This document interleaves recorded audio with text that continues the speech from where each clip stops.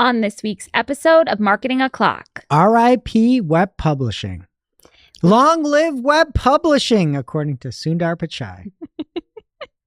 We have a potentially triggering update about how ads are served in AI overviews. And we're mapping out some new demand gen placement. All on today's show. Welcome, you are listening to Marketing O'Clock. Just stay tuned. Digital marketing news, but let's get specific. Digital ads, SEO and analytics, social media and more. Pretty much everything that'll make your website perform. With new shows every Monday. We give you the news with sass and puns and definitely hot takes. Thank you for tuning in.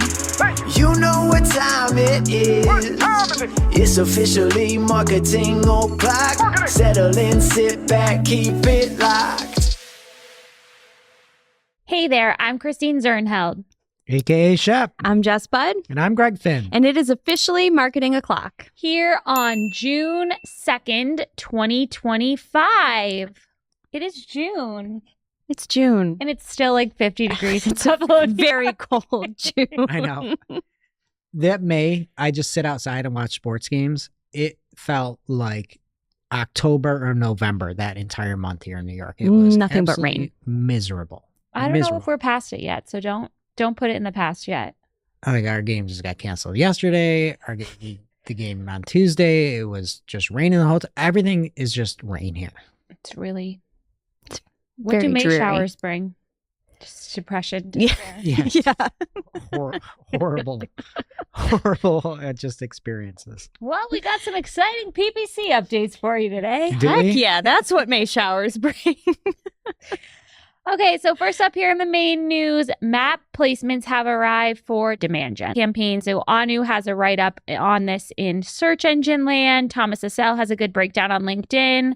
This was, I guess, announced at Google Marketing Live. I only saw it in the blog post they wrote. I didn't hear anyone say it. Yeah. No. Must have been like subliminal messaging Not during ringing one a of bell. those weird ads.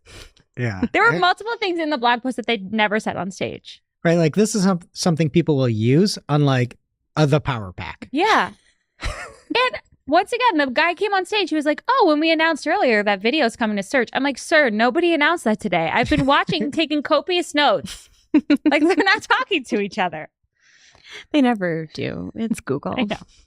So what are promoted pins? These are branded map markers that appear when users browse Google Maps, and they can have the business name, logo, hours, contact info. They can have direct links to the websites or in-app directions.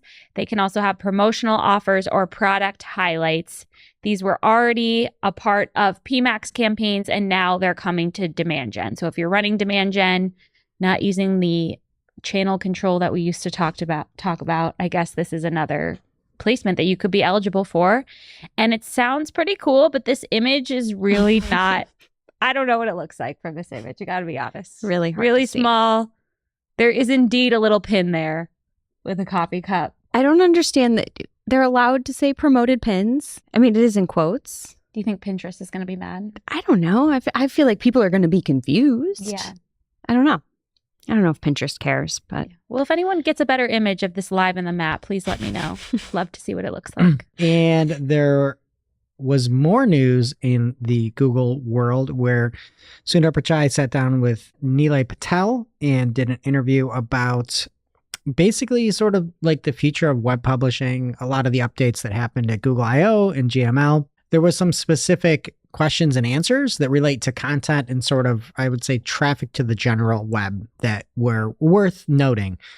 So one thing that Sundar said was there's 45% more content on the web in the past 2 years than the previous 2 years, and that's not due to AI tools generating that content, which I think you're kind of wrong, sir, on that. Like, how do you know? They just come up with these numbers and nobody's going to challenge them on it. And I'll also say Barry did a great job. He made like a full transcript over on Search Engine Roundtable. So go check it out if you want the full amount. So one thing I thought was interesting is Neil had said, like, basically I wouldn't have started The Verge if it were today. Like, would it even make sense? He said, as a media platform, it feels like it's at an all-time low, right? If I was starting The Verge, the web is a media platform. The web is a media platform, is an information platform. If I was starting The Verge today with 11 of my co-founders and friends, we'd start a TikTok channel. We might start a YouTube channel. We'd definitely not start a website with the dependencies we have as a website today. And that's dynamic. And it feels like AI is pushing on this even harder. To which Sundar said, I'm not fully sure I agree, right? I think if you were to go and restart Verge again, I bet you would have an extraordinary web presence. And I'm trying to read this is exactly, yeah. Barry cited it exactly. Yep. And it was after like a long day. So give Sundar some leeway on this. But I mean, Nilay's right. Like, you wouldn't be like, oh, I'm just going to go write long form content today. There's no world where that model exists. I feel like Sundar agrees because an extraordinary web presence isn't necessarily a website. Yes. Right? You picked up on that, and I'm going to touch on it again. So the News Media Alliance put out this like very firm stance against Google's AI mode after Google I/O. And they said links were the last redeeming quality of search that gave publishers traffic and revenue. Now Google just takes content by force and uses it with no return. The definition of theft. The DOJ remedies must address this to prevent the continued domination of the internet by one company, which it's not just one company. ChatGPT does the same thing. Perplexity is a little bit better. Claude, like all these things do the same thing. It's not one company, first off. And so Sundar's answer was, look, first of all, through all the products, AI mode is going to have sources, and we are very committed as a product direction to make sure. I think part of why people come to Google is to experience that breadth of the web and to go in the direction they want to, right? So I view us as giving more context. Yes, there are certain questions which may get answers, but overall, that's a pattern we see today, right? And if anything, over the last year, it's clear to us that the breadth of where we are sending people to is increasing. And so I expect that to be true with AI mode as well, right? That's all his words, all those rights in there. He's not wrong. I feel like there are more answers in the citations which you see in AI overviews can be different than the traditional SERPs, and AI mode can have different citations as well. But I think that web thing is a big deal, where like he is saying for a lot of these, and he goes on, and a lot of the answers are non-answers as well that you'll see. They're just words. Right. And like, yeah, we're sending more traffic to YouTube, like to the web, a bigger breadth of the web, sure, and to Reddit and all this other things that like we've seen. And then this was a great question, and Nilay just asked it. He said, if it were increasing, why would they be saying this, talking about the News Media Alliance? And wouldn't they not be mad at you? That was essentially what he said. It was along those lines. And Sundar said, look, you're always going to have areas where people are robustly debating value exchanges, etc., right? Like app developers and platforms. That's not on the web, etc., right?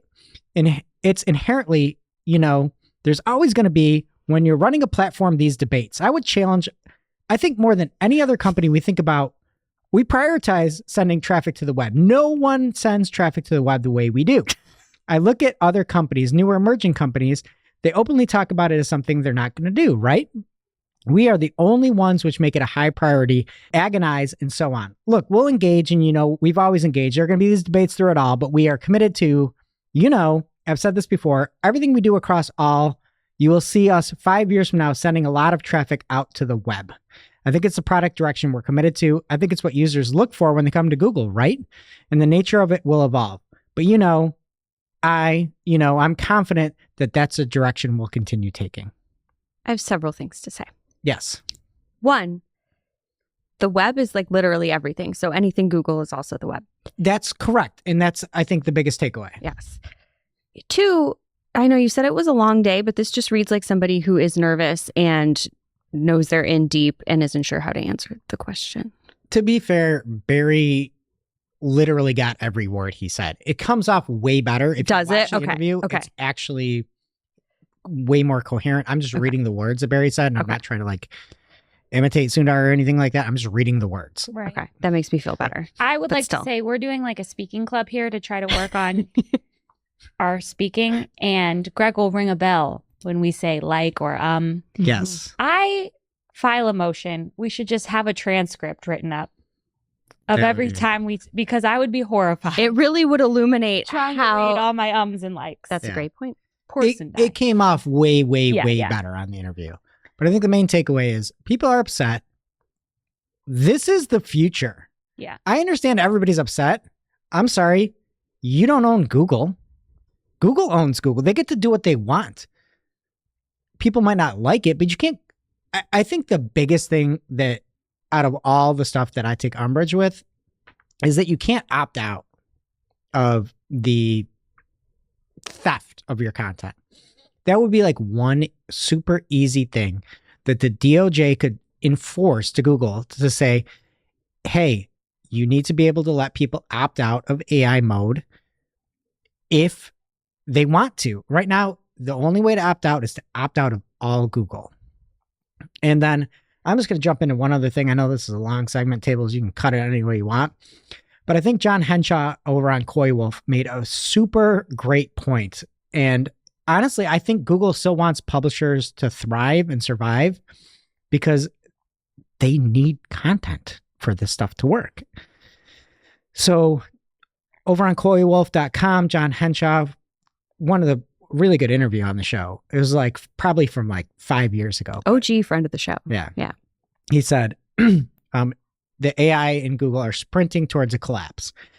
He writes, generative AI cannot exist without original content from humans, and its models are designed to freely ingest others' content, create new content, and then profit from it. This poses an existential threat to publishers and AI models. If AI search engines continue to focus on generating comprehensive answers without compensating publishers, then zero-click results will further drive publishers out of existence. And if high-quality content, which includes essential journalism, goes away, it harms everyone. It harms society because we'll all be less informed. It harms AI companies because generated content will replace human content, which will inevitably lead to the collapse of AI models. So, Interesting. a great point. Go read that. Coy Wolf, subscribe. Amazing thinker, that Henshaw. All right, let's move on because I have an update from Ginny on how Broadmatch works with ads and AI overviews. And I'm just going to read what she posted on X as well as the follow-up question because it's very interesting and her response to it. So Ginny posted, ads from search campaigns with Broadmatch keywords are eligible to appear in ads and AI overviews regardless of how they are enabled. Also note the Broadmatch keywords campaign setting is being consolidated into AI Max for search campaigns. And then somebody replies and asks, so if I have both exact and broad keywords in the same ad group, identical to the query, the exact keyword could trigger the ad in standard text ad positions above or below the AI overview, while the broad keyword could then cause the same ad to appear within the AI overview in the same auction? Question? Whoa. It's a lot. We'll have it up on the screen. Basically, he's asking if I have exact and broad keywords, could I show up twice for the same query, right? Which is a great question. And Ginny says, your ad could trigger to show either above or below the AI overview or within it, but not both at the same time. And then she goes on to add more details. But I think that's a great question. Can I show up twice if it's triggering in two different ways? And the answer is no. You could be eligible one way or the other. They're both applicable. I don't know how it would work, but it's possible.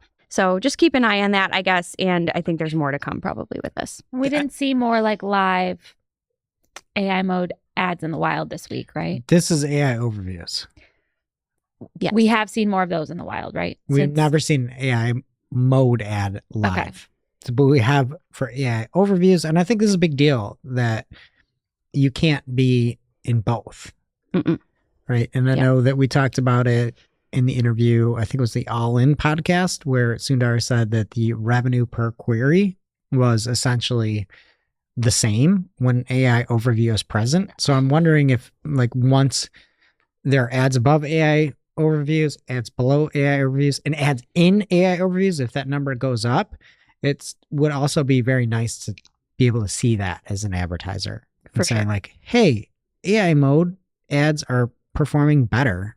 Like, but we're never going to see that. Yeah. And I will add, I should have mentioned this before. Ginny did expand a little bit.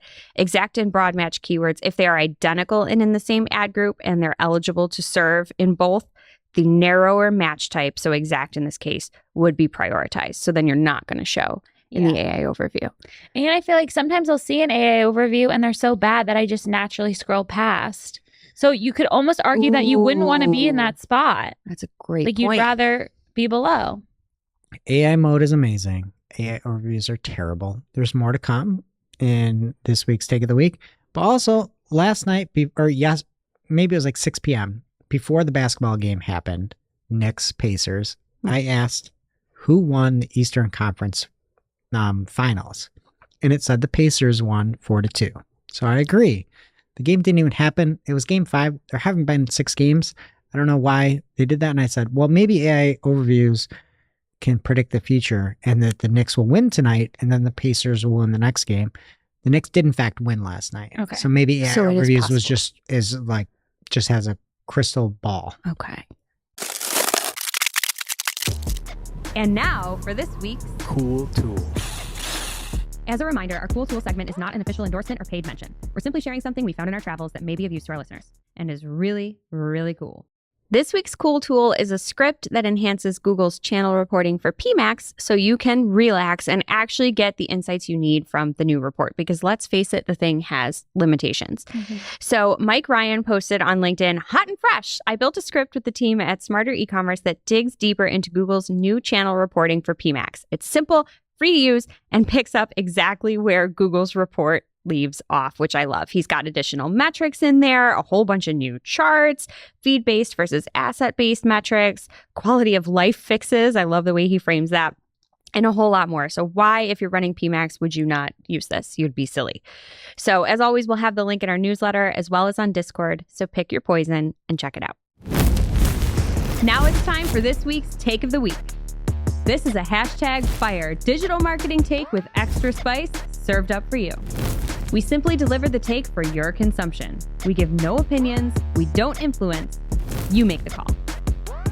This week's Take of the Week comes from Lily Ray at Lily Ray NYC on X. And she had asked Google if it is 2025. It's a question most of us need the answer to. Well, the AI overview responded, no, it is not 2025. The current year is 2024, according to a calendar. It is May 28th, 2024. At one point, she's like, I wonder how long they're going to manually fix this. And she responded and said, I guess we're at 24 hours and counting now. At least AI mode does a better job of AI explaining its logic. Too bad that's not the product that's at the top of the live search results. Yep. Skull emoji. Such an awful product. And I go every time, they're like, people love these. It's like, We love to hate them. Now it's time for this week's Pew, pew. lightning round. At this point in the show, we split up our content into 3 parts: paid, organic, and social. First up in the paid universe this week, Jess teased this in the cool tool, but PMAX channel reporting beta is being spotted in accounts. We've seen it in a couple of accounts. It does have its limitations. Let's start with the good. Love. It's so visually pleasing, aesthetically pleasing. Love it's it. Beautiful. They added two of my favorite colors, pink and purple, to the normal Google colors. And then they have this beautiful like aquamarine also. It looks stunning. I love it. And it kind of just breaks down all the channels that you have for PMAX. It shows total impressions and then you can see it broken out. You can hover. So like you have to watch to understand. But display in this example has like a thicker box of green and then Discover has a skinnier box of pink. Gmail has quite a large box of yellow. And where's the search in this example? I think it might be the red. It might be cut off. Oh, yeah. And then next it goes into interactions. You can see like we're getting more interactions from display than we are from Discover. And it's like the curvy lines. It's gorgeous. Then you get to results, which are all lumped together, like all of your conversion actions, even if they're secondary. But if you hover over, you can see it broken out, but it's like how they're grouped together in your goals. So, submit lead forms or purchases, however they're broken out on the back end in your conversion tracking. That's how they're lumping them together here. So again, I love to look at this, but it's like, where's the cost in this beautiful chart? You have to scroll down to a table to see that. And that's what I really care about. So the table for me is more valuable than the actual graph. And in what I've seen in a couple accounts, I'm kind of pleasantly surprised with the results. Like I'm all lead gen. I knew the conversions were coming from lead gen, and a lot of the spend, are coming from search. A lot of the spend is coming from search, like majority. It's nice to know. And on the pre-brief of this, to just drop that again another week, they had shown this, and I just like speak my mind. I don't think a lot of times. And I asked, are you guys going to hide the cost again? Because they hide the cost in the insights. And that is the most important part. I don't think people understand that clicks, if you're out there just looking at clicks, you're doing things wrong. If you're looking at impressions, no, you want to see the actual CPA, the ROAS that you're getting back. And as cool as everything looks, why wouldn't you put something helpful like, I got this much conversion value on this much spend in those beautiful charts? Yeah.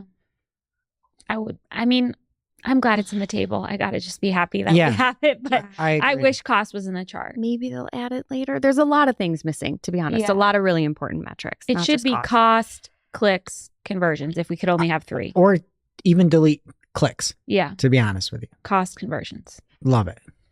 Next up here, update from Barry Schwartz in Policyland. Google ads to allow melatonin ads beyond the US and Canada. Sleep tight, everyone. Do you guys take melatonin? I have been enjoying a new melatonin. What's the other Theanine? one? No, Maggie told me to try Magnesium combo. I think that is what's for me. I wear a little whoop on my arm. Whoop, whoop. Magnesium works. For sleep quality. Yeah. Really? I think the melatonin is helping you relax your body, and then the magnesium is more your brain. Theanine's good too. I'll have to give it a try. Yeah, so see some melatonin ads. I guess. Move over, We just CBD. gave one. Yeah. Actually, that was like an anti-melatonin ad. Kind of was. Recommending other things. We need other things. Yeah. If anybody's out there schlepping theanine, let us know. Next up, Discord has begun rolling out in-game rewards branded video ads that are tied to game-related perks. So this is really only for people in the gaming space. I don't think that a lot of those people listen to this.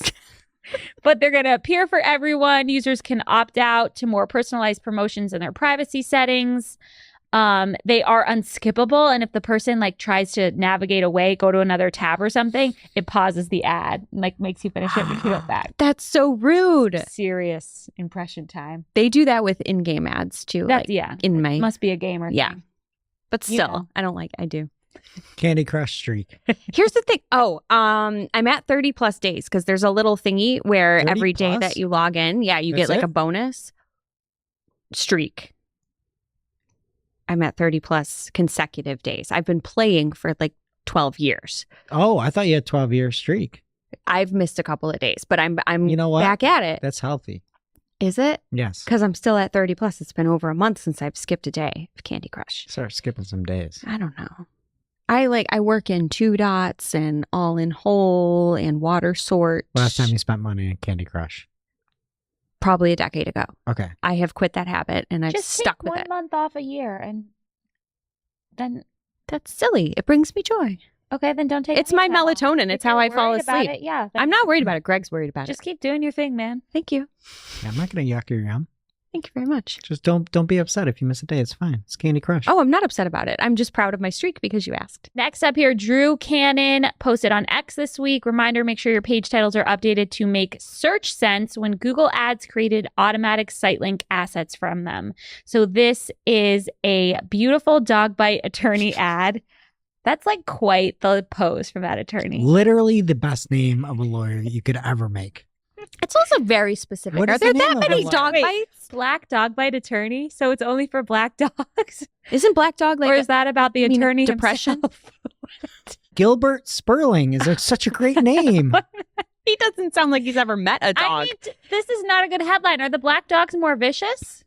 Or are we referencing the handsome attorney himself with that wonderful pose? I'm assuming it's the attorney because I'm assuming he's promoting Multicolored. the fact that he's a minority Okay.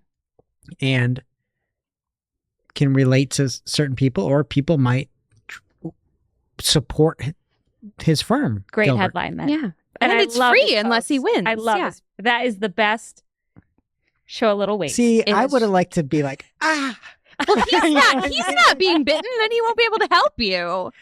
I know, but at least like you're like sympathizing with the searcher. First of all, He's dog bite trying to make you attorney feel is, like, comfortable. So sad. Yeah. It really is. That's a hard It's life. just so specific also. So there is a site link for landing page dog bites because Gilbert Sperling must have a page called landing page dog bites, like his page title. Can I say something? Yes. I'm assuming this is an automatically created asset. That's what Drew Cannon thinks. So he's saying optimize your page titles. I'm saying automated site links are a crime. crime. People don't talk about this enough. It is the most hidden setting. It is not in your automatically applied recommendations. It is in your assets. We have a YouTube video. I find them on in accounts all the time. And we had that example recently where they were sending people to the careers page when the goal of the campaign was new leads. But this also seems like it might be a headline that is being used as a site link, right? But Why why, would would you your make your headline- headline landing Yeah. page dog bites? You wouldn't. No, I agree. It's an automatically created asset. But it also could be the fact that headlines can also be site links, which you also need to be concerned about.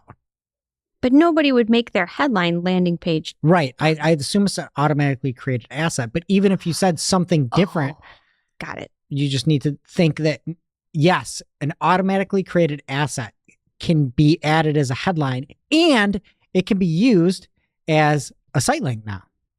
I just feel so bad for Gilbert. It makes him look not as sophisticated as he is. I know. Thank God the post is there so we know. you Yeah. know? We know. Mhm. I just cannot believe that they can send people to a different page on your website than what it and slip it under the radar. Counterpoint, is this outrage for outrage's sake? No. That's a callback, folks. Yes. Okay. Next up, Dario Zanoni is letting us know that audience labels for customer lists are coming to Meta. So he says, taking a page from Google Ads, Meta now allows advertisers to assign specific labels to their uploaded customer lists. The 5 labels are qualified leads, disqualified leads, customers, and then you could have the type of customer, whether they're high value or low value. Right now, there is no way to use this for optimization, according to Dario, but why would they do this if that wasn't planned? So My only request is that, in transparency's sake, that the person on Meta could see what lists they're in. I want to know if I'm low value or high value. Ooh. You know? Do you? No, because I'm low value. Yeah. Maybe not to on some. Temu. No, Team is over. It's done. I never got my It's My because the outfits. tariff. You can't use Timo anymore. well, good thing We I started worked running my so clothes. hard on that. So my top from last week rented. Rented. I'm renting clothes now. That's what started this Temu kick. That's insane. I get 6 pieces a month. And you send them back? What if you love it? Can you keep it if you love it? Are you allowed? Yes, Oh, okay. you can pay to keep it. I support that. Have you kept anything? I've only done it 1 month. I'm thinking about this one dress. The one that you wore into the office and slacked everybody about? Yeah. It was Oh, very yeah. nice. Yesterday, we have a channel where everyone like updates that they're working from home or like have to leave for a meeting. It's called Marketing Where Am I? And everyone's like, everyone, not everyone. There's something about yesterday. Like people are getting sick. We had a lot of people out and everyone's like, working from home, working from home. I'm like, I'm the only person in the office and I have a great outfit on. You posted that at 8:36. To be fair, some of us get here at 9:04. Just And I was came in. recording I a did. show Yeah. in the Rochester office, to be Yes. fair. Yeah. So I had to send a little OOTD. It was a Yeah, nice and dress. she You should looked keep that amazing. one. Yeah. I could keep it for $35 more. That's not That's worth bad. $5. $35, you could get a water bottle for that, or you could get a beautiful dress that is very you. Mhm. You're a very brave woman. I would never wear such a thing, but you pull it off. I'll buy the dress. If you rent it out to Jess for 1 hour to record the show. I cannot imagine Jess wearing it. I'm much larger than her. I don't know if it would No, fit. I don't want to rip Oh your clothes. my God, can you stop? But if it means you actually get to not keep true. the dress, it is so true. I can't stand up for a lie. You're literally 2 inches shorter than me. Organic. Okay, so AI mode reporting is not yet live in Search Console, according to John Mueller, but they are updating their documentation to reflect that it will be showing soon as part of the AI mode rollout. Barry Schwartz says it's written up very well, and he makes a great point. When you look at different tabs, like an image tab, or a video tab, or a news tab, in Search Console, you are able to see your traffic based on those different tabbed experiences that searchers have. And Barry says, I mean, if you think about it, AI mode does not belong in the main search results page. It is in its own tab, and thus it should not be reported in the main performance report. It should be listed under the search type section next to web, image, video, news, etc. I agree. I cannot argue against that. It's just facts. Yep. But it will, spoiler alert, when it rolls out, it will not be in its own section. That is crazy. How do you argue against that? And people want to be in it. So if you could give them data and like try to help them do better in AI mode, I feel like it would be a good thing. I agree with you. The only issue is when you do something bad or you have performance that typically isn't great, do you highlight it? I mean, I know you do because you work at a company that does. But most people don't They hide it. surface that. They hide it. And as much as we've heard 45% more people are 45% more pages and people love AI overviews, the only conclusion that I can get to logically is that the impressions have to be so high and the clicks have to be so low that it would infuriate everyone. So if this is the future of search, Okay. is Search Console going away? No. No, it They're just just gonna becomes mix it all in. web equals AI mode. Yeah. Okay. But what other scenario could there be? Yeah. It's just got to have such a low click-through rate. And that's why I feel like Google is doing a disservice to every publisher out there by saying one thing and then not backing it up. The easy way out of this is just don't say how amazing it is. Just say, we have to keep up. This is our future.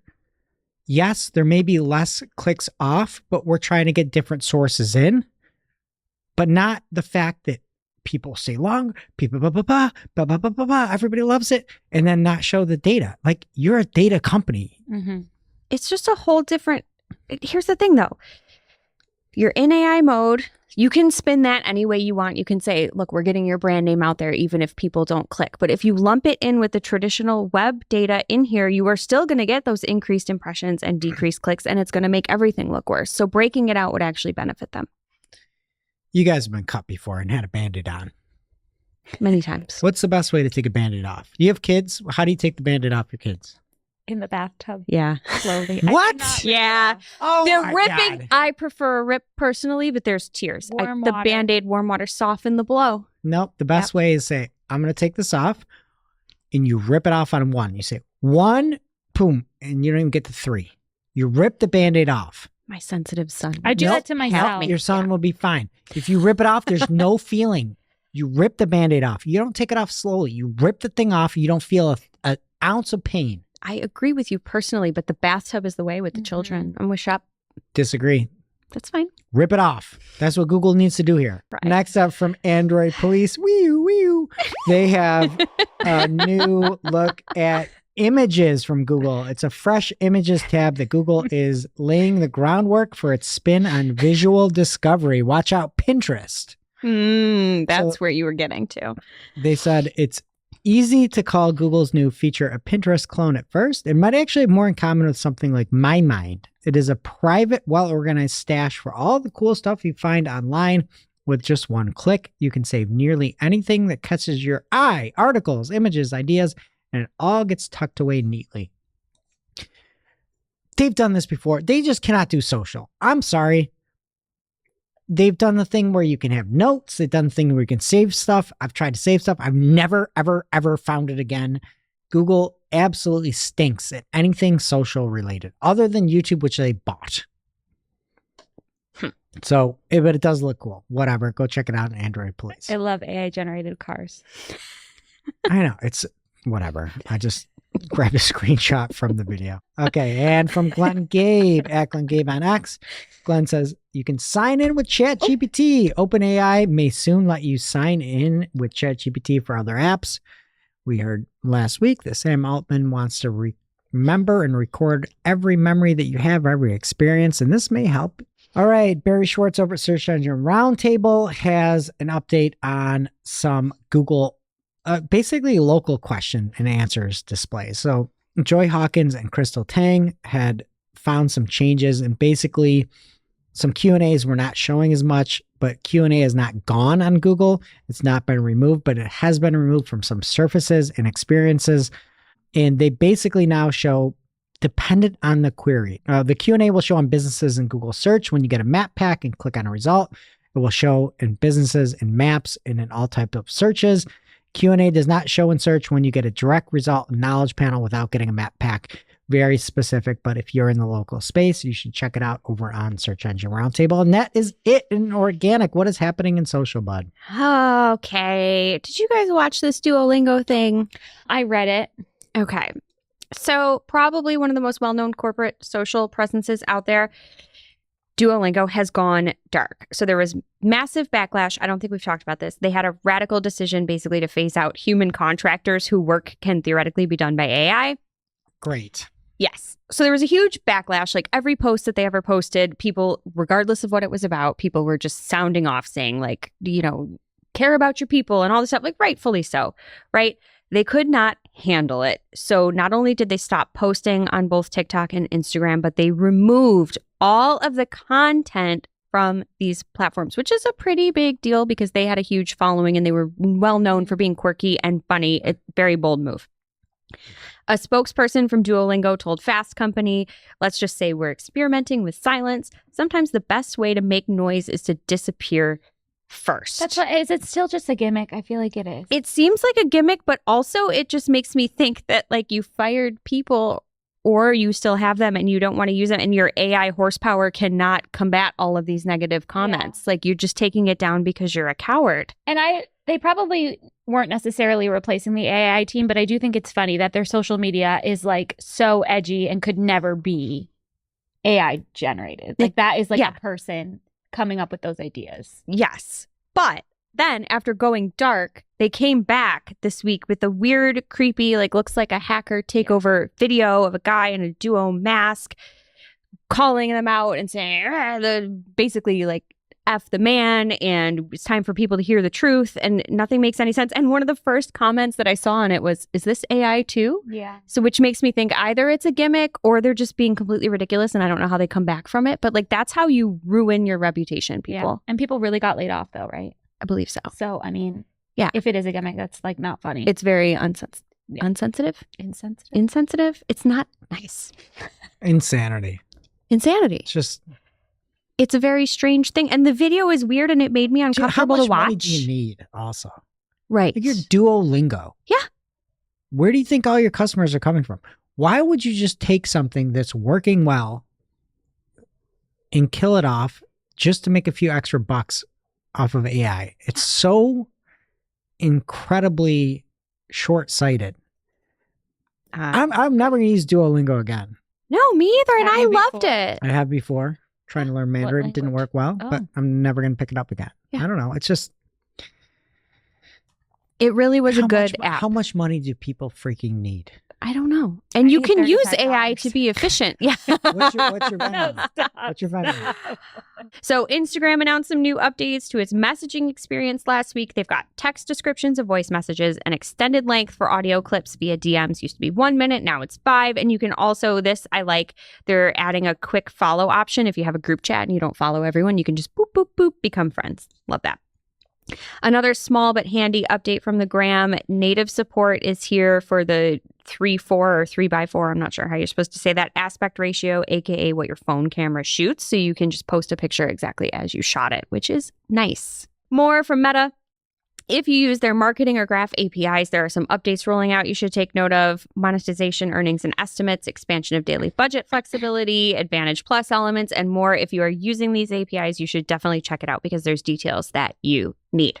Moving on to X, Jonah Manzano spotted a new chat experience on the platform, which appears to be in beta, so not everybody has it, but there's a significant focus on security. All messages are being encrypted, and users are required to input a PIN, not only to create their profiles, but then to access their messages. So have fun with that. In a bigger move, X is pushing harder on original video content with the launch of the X Originals moniker, which is very original. X, good job. They've also released a statement about their initiative to expand their original programming offering and continue to build content that the X community is into. It's kind of everything based on what they said: sports, pop culture, business, and finance. That's a very wide range, but they have the data on what users buzz about. So I think that's a really smart way to do it. If you know what your users are into, you can create content about it. We'll see. And finally, from LinkedIn, new post analytics elements are coming to help users better understand how their audience engages with the content outside of just likes and views. So there's new sections to the post analytics view, which include profile activity. If somebody views your profile after a specific post or you get a new follower from it, you can see that, which is really cool. They also have link engagement to show how many folks are clicking on any links that you may be sharing. And if you have a premium account and you use custom buttons, you'll be able to see clicks on that too, again, per post. So that's really handy if you're active on LinkedIn and want to better understand how your audience engages and what they engage with. More power to you.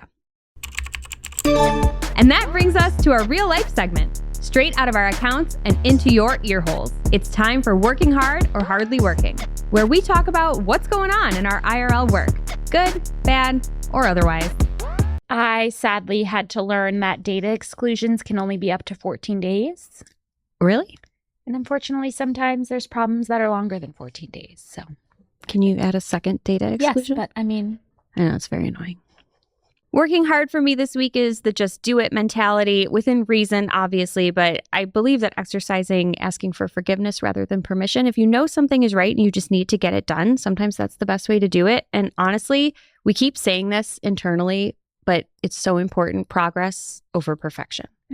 Like, a lot of times people hinder any movement at all because they want everything to be perfect and automatically be at the finish line. But there is something to be said for iterating and doing a little bit better and finally getting there. yeah. You can make so much more happen in a short time than if you were just to wait and sit until something is perfectly ready. Obviously, that doesn't always I'm apply, talking about but like our company. yeah. Sometimes it's different with clients. Well, sure. With clients, you should not ask for forgiveness and take risks. But It's like one of my favorite things about working for an agency that, like, when we're at least talking about our own stuff, yeah, I know people who work for like big corporations. It's just like the red tape and yeah. If you live in a world Yeah. where there, or work in an environment where there isn't fear, then the fact just that we can just do it. yeah, just go do the things that you know are right. If you need to talk it out, go ahead. You should. I'm not saying just go rogue, but be bold, do what you know is right, make progress.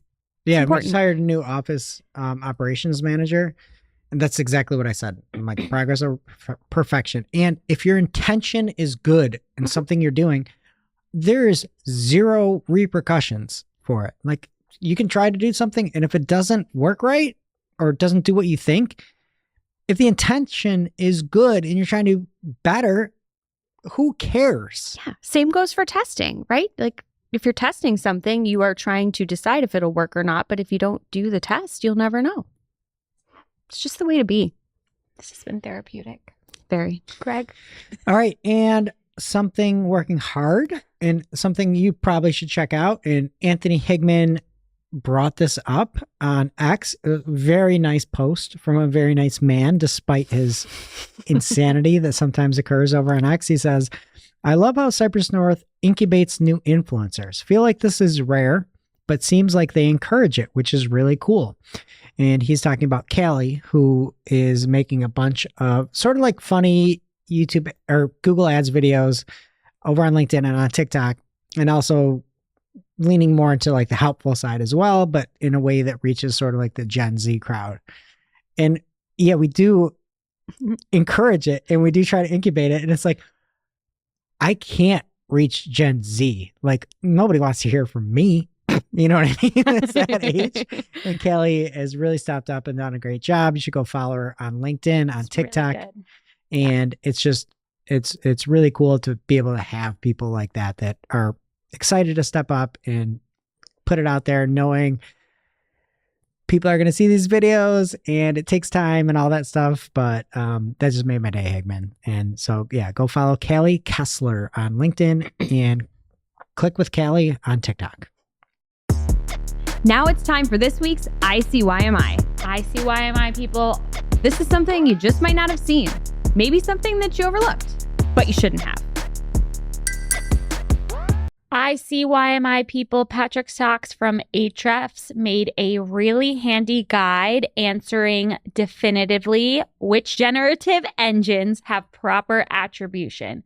So it goes down the list of ChatGPT, passes refer. Well, I guess that's not definitive. It's like, what does the yellow exclamation point mean? Sometimes. Is that like maybe? Yeah. Yeah. Caution? Gemini, same. Copilot is a check. And then Copilot Windows is an X. So I think this is a good thing to bookmark and know for the future. Thanks, Ahrefs. Now it's time for our must-read marketing article of the week. An article so advanced, so in-depth, so detailed that we simply cannot cover it in its entirety on today's show. All right. And this week's must-read marketing article of the week comes from Aleda Solis over on aledasolis.com. And this is a great breakdown of sort of something that Google talked about last week at I/O and GML, but basically the fan out technique of queries, like what it is and what does it mean for SEO. And Aleda says, AI mode uses our query fan out technique, breaking down your question into subtopics and issuing a multitude of queries simultaneously on your behalf. And that came from Google. And I think she did a great job of showing something that you might think of a traditional query as like a Bluetooth headphone, and breaks it down as like, what would it look like for general product discovery? What would it look like for entity-based discovery? What would it be for comfort-based? And I think that's a really great way of looking at things in this new future of search, per Liz Reed at Google I/O. And there's a whole bunch more, but just ways to think beyond a search term and more about this fan out query technique. So check it out. Thank you, Aleda. And now onto our playlist of curated songs to work to, which you can find at playlist.marketingoclock.com. This week, I will be adding You Belong With Me, not Taylor's version. Whoa. Because while recording today, we learned that Taylor bought back the masters for her first 6 albums. And I can now publicly admit that this is one of the few songs that the original is better than the re-recording. Wow. I've not heard the The re-recording. it just doesn't work on the new one. That takes guts to admit that. I know, but now it doesn't matter and I can listen to it. That's so what you're referring to is like the radio version that we all know Yes. is better than some re-recording. Well, I a lot didn't of know about. radios now support her and will play the Taylor version, but Okay. she re-recorded. There's 2 left. Most of the albums, and they're usually better because it's like better technology to pick up the instruments. Her voice is better. Yeah, that's not fair. She has the benefit of time. Right. Yeah. But this one is, well, it's also not fair that people were profiting off of her. Okay. Listen, I don't disagree. I'm just saying. She Okay. just didn't capture the magic of the wee and the. I get you it. sure Yeah, did, though. You got it. Yeah. Okay. Greg? I'm going to go with Don't Take the Money by Bleachers and the Lord version. So it's a live one with Bleachers and Lord. Look out for me in all caps by Turnstile. New release. All right. That does it for today's show. It is now officially not Marketing O'Clock. Thanks for listening. We miss you already. Can't wait to see you next week. Thanks for listening to Marketing O'Clock. If you're looking for more information on today's topics, head over to marketingoclock.com/newsletter to receive every single article we covered. We share the news as it breaks in our Discord community. Head over to community.marketingoclock.com to join.